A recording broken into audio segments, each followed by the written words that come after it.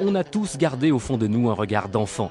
Souvenez-vous, lorsque nous étions encore sur les bancs de l'école, nous dévorions les dernières aventures de Michel Vaillant en bande dessinée. Ce pilote, toujours honnête et valeureux, menait à la victoire les voitures construites par son père, les fameuses Vaillantes.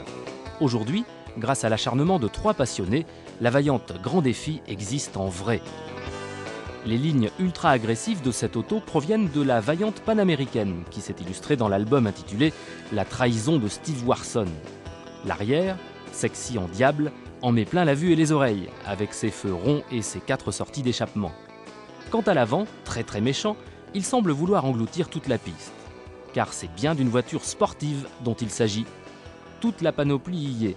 Jantes en alu, bouchons de réservoir typé compète, lanière en cuir et gros logo sont de la partie. L'intérieur, qui est du même tonneau, va à l'essentiel. Gros contours, température d'eau et d'huile sont bien sûr indispensables. La boîte manuelle à 6 vitesses est empruntée à la Peugeot 306 S16, tout comme le moteur, un 4 cylindres 2,16 litres soupape de 163 chevaux, placé en position centrale arrière. L'instant est solennel. J'enfile la combinaison et le casque de Michel Vaillant, puis me glisse au milieu de ce châssis tubulaire dans le baquet de la Grand Défi.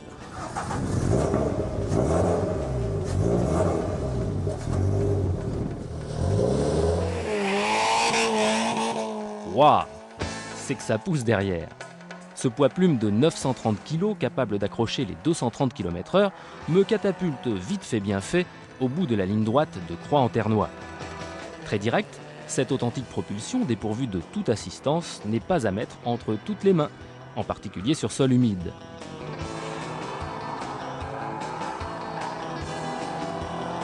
Survireuse en diable, la Vaillante Grand Défi est difficile à dompter car, en cas d'optimisme, c'est le tête-à-queue assuré. Qu'importe, la voiture de papier est devenue réalité pour que le rêve continue.